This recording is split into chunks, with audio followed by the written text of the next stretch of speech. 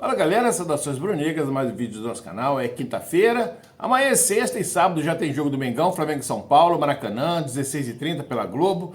Jogo importantíssimo, o Flamengo para poder manter a liderança do campeonato e ter uma sequência boa para frente. Assuntos importantes aí falando hoje, abriu a janela de transferência, portanto agora o Scout e o José Boto, que foi mantido no cargo e que o papo entre ele e BAP ontem foi tudo certo, deve começar a mostrar o seu trabalho e é tudo que vem fazendo aí desde o início do ano. Então, boas expectativas para nós, vamos ao vídeo que é o que interessa. Um grande abraço a todos, saudações bruneiras, valeu! Olá, muito boa tarde para você, Globo Esporte no ar, chega de Estados Unidos, agora é tudo com a gente por aqui, Escobar vai descansar merecidamente. Hoje tem Gil do Vigor de comentarista, tem também as notícias de Flamengo, Vasco e Botafogo que jogam no sábado. A gente que manda um abraço, saudade desses corneteiros de plantão. Sábado agora tem Flamengo e São Paulo no Maracanã, a partir de 4 horas da tarde, ao vivo aqui na Globo. A bola rola às 4h30, bora falar com a Camila Barbieri, tá lá no Ninho do Urubu. Conta mais do Flamengo pra gente. Camila, boa tarde pra você. Como é que tá o mercado de transferências do Flamengo? Tá agitado, né? É isso, Débora. Boa tarde para você, para todo mundo que acompanha a gente no Globo Esporte.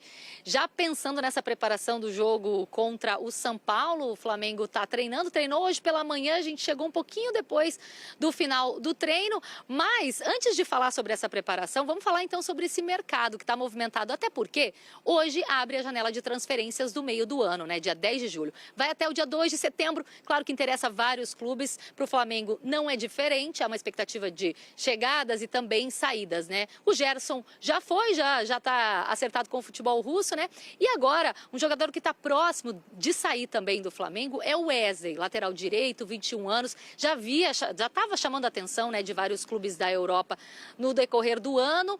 E agora, tanto a staff do jogador, o jogador recebeu a proposta da Roma e agradou tanto o salário quanto os termos do contrato. Mas ainda falta, claro, que chegar uma proposta formal ao Flamengo. A expectativa é que isso aconteça em breve, só então para afinar então os detalhes para negociar o jogador, Débora.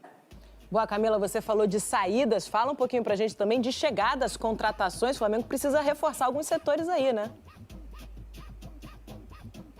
Exatamente. Agora falando das prioridades do Flamengo. O Flamengo entende que para esse primeiro momento, encontrar alguém que possa revezar a função ali do 10, né, no meio de campo com a Arrascaeta, é uma das prioridades. Então, o meio-campista, existe um interesse muito grande do Flamengo em trazer o Jorge Carrascal, o colombiano, que está no Dínamo de Moscou. Só que essa negociação deu uma esfriada um pouco, viu? Porque os russos não estão facilitando para o Flamengo essa negociação também, pedida salarial também um pouco alta.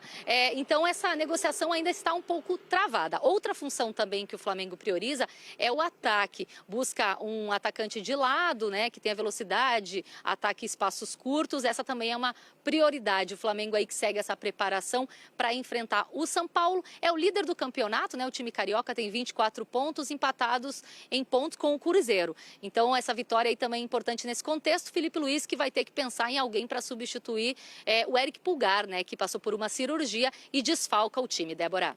Maravilha, Camila. Obrigada pelas informações. Bom trabalho para você. Sábado também tem clássico no Brasileirão, Vasco e Botafogo, às 6h30 da tarde. O jogo vai ser em Brasília, no estádio Mané Garrincha. A Ana Flávia Nunes está em São Januário. Chega agora com mais informações de Vasco pra gente. Oi, Ana. Boa tarde para você, querida. Ei, Débora, boa tarde para você, boa tarde a todos. O Vasco treinou hoje de manhã e amanhã vai fazer um último treino antes de viajar para Brasília, onde vai enfrentar o Botafogo no sábado pelo Campeonato Brasileiro. Lembrando que de Brasília, o Vasco vai para o Equador, onde na semana que vem vai enfrentar o Del Valle pela Sul-Americana. Então, como a equipe ainda vai ficar um tempinho sem jogar aqui em São Januário, hoje o Vasco começou a fazer um trabalho aqui de limpeza e também de renovação na cor da arquibancada, na pintura, né? A ideia é fazer isso para deixar com cara nova para voltar a receber a torcida. Esse trabalho deve demorar mais ou menos uma semana. E aí, falando de torcida, a torcida do Vasco está bem ansiosa para ver como é que vai ser a movimentação do clube, né? Essa janela de contratações, né, do futebol, né? E a gente tem uma apuração dos nossos colegas do GE. Globo que mostram que a prioridade agora no Vasco, depois de acertar a contratação do volante Thiago Mendes, é trazer um atacante que atue pelos lados. E por falar nessa janela de contratações, o Vasco conseguiu registrar agora há pouco na CBF e oficializar então a renovação de contrato do Felipe Coutinho por mais um ano. E coincidentemente, né, Débora, hoje faz exatamente um ano que o Coutinho voltou para o Vasco e a gente viu uma... Comando da equipe. Boa sorte, Ancelotinho! O desejo de sucesso para David Ancelotti vem com um apelido carinhoso. O novo técnico do Botafogo estreia no clássico contra o Vasco, no sábado, em Brasília. Vamos crescer, vamos trabalhar muito, vamos trabalhar duro e vamos fazer que a torcida esteja orgulhosa dos valores que representam esses jogadores. O italiano está habituado a jogos grandes. Fazia parte da comissão técnica do pai, Carlo Ancelotti, e já mostrou que tem estrela. Técnico europeu, tática europeia. E um olhar especial para descobrir talento. O brilho do espanhol Fabián Ruiz no Paris Saint-Germain também tem a marca do David. Ele conheceu o jogador em 2018 ao assistir a um jogo do Ruiz pelo Betis da Espanha. Quando Carlo Ancelotti assumiu o Napoli da Itália, David convenceu o pai a contratar o Fabián Ruiz, que então decolou na carreira. Outra curiosidade é que o ídolo de David Ancelotti no futebol é brasileiro, Kaká. Tocou no Kaká, abriu espaço, bateu pro gol! Gol! Kaká número 8, outro golaço! Numa entrevista a uma rádio espanhola, David recordou o estilo de jogo de Kaká e resumiu: era um jogador diferente. Era muito vertical, era distinto, era um jogador distinto. O Botafogo será o primeiro time nesse início de carreira do David Ancelotti como técnico de futebol. Neste mês, o italiano completa 36 anos. E para aquele torcedor que gosta de coincidências, o italiano nasceu num ano emblemático para o clube. 1989, a temporada em que o Botafogo deixou para trás o jejum de 21 anos sem título. Conhecendo o torcedor botafoguense, toda superstição é válida, então a aposta é boa. Que a gente tem entre Roma e Wesley, tá tudo certo também. Tudo ajustado. Boa tarde, meu. Nossa, são muitos personagens pra interpretar, né? Vou precisar até fazer um estudo de causa aí de tanta gente. Homem de Ferro, Wolverine, Bebê Reborn. Meu Deus, vai dar um trabalhinho. Boa tarde pra você, boa tarde, Flavinho, boa tarde, Fernandão. Ó, vou tentar dar um panorama no Flamengo, já que a gente tá voltando aí ao futebol brasileiro, pro torcedor também se inteirar um pouco sobre o que vem acontecendo no Flamengo, até porque hoje abre aí a nova janela de transferência até o próximo dia 10 do mês que vem. Então, o Flamengo vai ter aí o dia... Isso tá da hora. Essa aqui é realmente muito legal. Já foi resolvido, o BAP conversou com ele, está mantido no cargo. O BAP, né, tinha vetado a chegada do Mickey Johnston, como vocês já tinham falado aí, aquele atacante irlandês que joga na Série B aí do futebol da Inglaterra, portanto não vem mais, mas o BAP e o Boto se resolveram.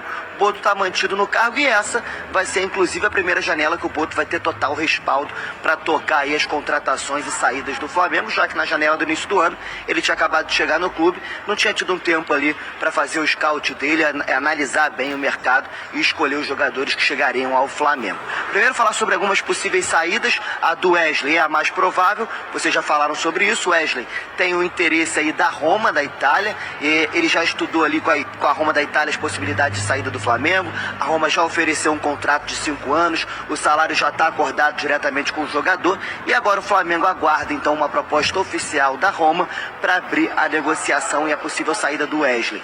Não é nada muito grave em relação ao Flamengo, o Flamengo já esperava que propostas chegassem para o jogador desde o início do ano, então a saída do Wesley é algo que o Flamengo já estava mapeando aí no mercado e já deve também analisar uma possível reposição para a lateral direita. Agora o Varela vai ser o único jogador da posição que deve permanecer no clube, já estando no elenco.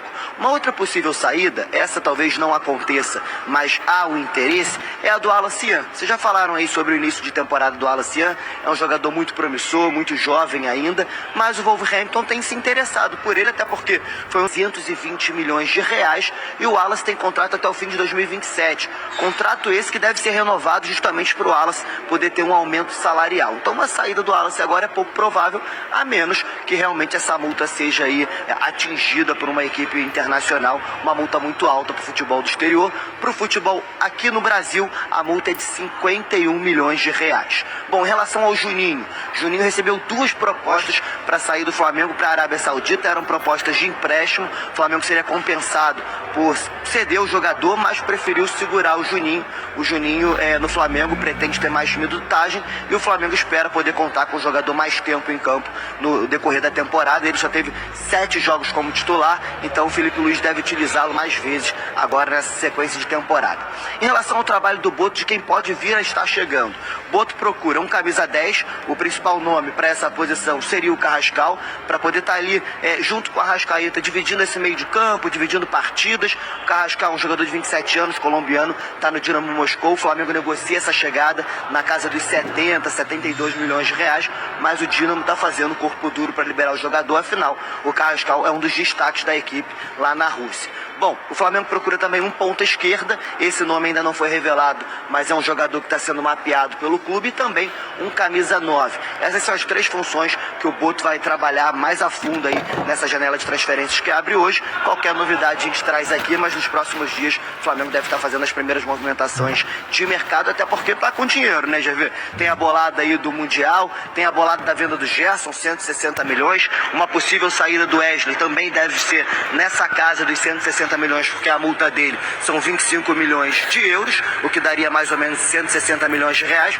Então tem um dinheirinho aí, dá para trazer algumas peças de reposições interessantes, a gente tem certeza disso, GV.